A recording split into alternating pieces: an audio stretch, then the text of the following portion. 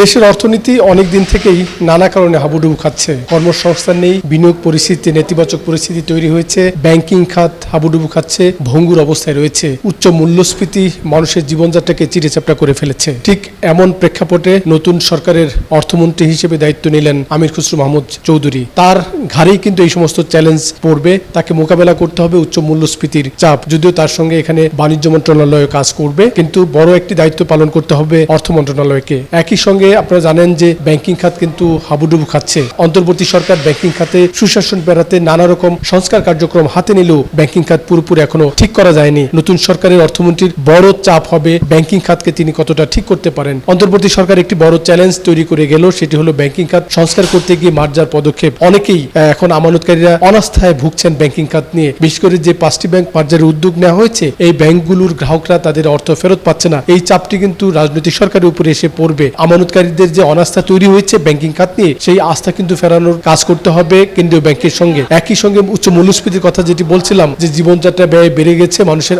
আয় কিন্তু বাড়েনি, ফলে মানুষের জীবন নির্বাহ করতে গিয়ে অনেকেই কষ্টে আছেন। তাদের সঞ্চয় ভেঙে কিন্তু জীবনযাপন করতে হচ্ছে। মানুষকে স্বস্তি দিতে রাজনৈতিক সরকারের বড় একটি প্রতিশ্রুতি জায়গা, যেটি এই সরকারও দিয়েছে। বিএনপি নেতৃত্বাধীন সরকার তার যে নির্বাচনী ইশতেহারে কিন্তু মানুষকে স্বস্তি দেওয়ার কথা বলেছে, সেই চাপটিও কিন্তু মোকাবেলা করতে হবে। আর সবচেয়ে বড় যে চাপটি অর্থমন্ত্রীর ঘাড়ে পড়বে, সেটি হলো রাজস্ব আয়। বাংলাদেশের রাজস্ব আদায় কিন্তু দক্ষিণ এশিয়ার দেশগুলোতে সবচেয়ে তলানিতে।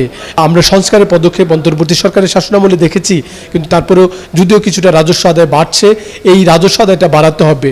রাজস্ব আদায় বাড়াতে না পারলে কিন্তু সরকারকে ঋণ করে খরচ করতে হয়, যার কারণে আমরা দেখছি যে আমাদের যে বৈদেশিক ঋণ সেটি বাড়ছে। বিপুল বৈদেশিক দেনা নিয়ে কিন্তু নতুন সরকার দায়িত্ব নিল। কাজেই সরকারকে কিন্তু রাজস্ব আদায় কিভাবে বাড়ানো যায় সেদিকে মনোযোগ দিতে হবে।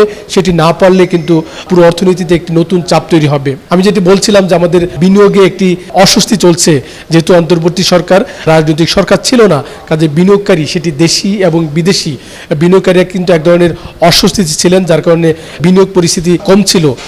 রাজনৈতিক সরকার যেহেতু ক্ষমতা নিল, আমরা আশা করছি বিনিয়োগ পরিস্থিতি একটি উলম্ফন তৈরি হবে, বিনিয়োগকারীদের আস্থা তৈরি হবে। সেটি স্থানীয় বিনিয়োগকারীদের পাশাপাশি বৈদেশিক বিনিয়োগকেও কিন্তু আমাদের টানতে হবে। ব্যাংকিং খাতে বড় আরেকটি সংকট যেটি দেখছি, যে ঋণের সুদ হার বেড়ে যাচ্ছে। ঋণের সুদ হার উচ্চ থাকলে কিন্তু বিনিয়োগকারীরা এত উচ্চ সুদে ঋণ নিয়ে সেটি বিনিয়োগ করে কিন্তু আসলে মুনাফা করতে পারেন না, যার কারণে তারা বিনিয়োগের ঝুঁকি নিতে চান না।